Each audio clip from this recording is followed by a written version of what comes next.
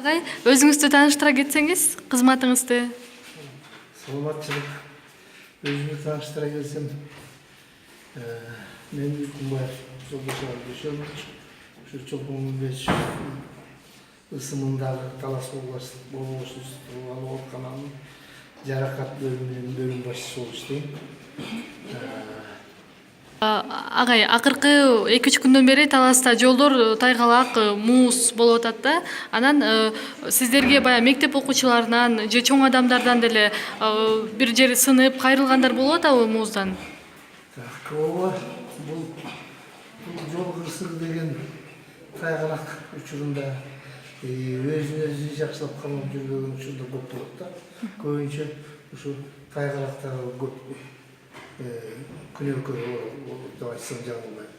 Себеби дегенде мына 2-3 күн өтүп кетти, кар жааганда 2 күн катарынан жакшы эле кар жаап койду.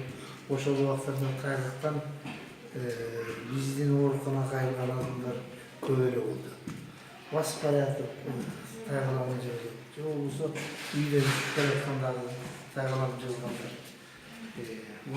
Алардын жаракат алгандардын ичинде чоңдор да бар, өспүрүм балдар бар, мектеп жашындагы жаштар көп элек да. Агай, мисалга баратып жолдон тайып кеткендечи, кандай баягы биринчи жардам көрсөтүү керек?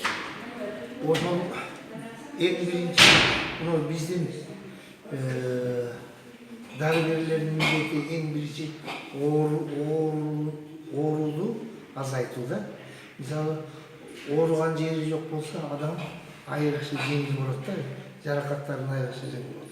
Эң биринчи ооруган жерин баягы орустар айтканда причина травму надо убрать. И потом начинать симптоматическое лечение, ситуациясына карап туруп, ошого жараша дары-дармектерди берип баштайбыз. Ал эми сиздерде баягы оор акыбалда келгендер болдубу акыркы 2-3 күндүн ичинде катталгандар? Акыркы 2-3 күндүн ичинде катталгандар болду. Бул адамдар деле эми баары тайгалаган.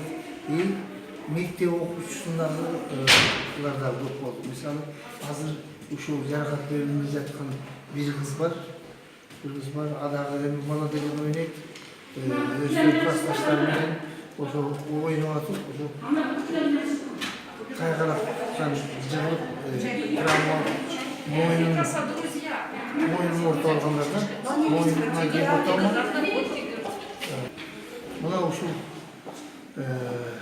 жаан-чачтын кезебетинен, тайгалактын кезебетинен акыркы 3 күндө бизге кайрылган адамдар 7-8 болду. Анын ичинен 3-өсү бул оорукана бөлүмгө жаткырылды, дарыланган.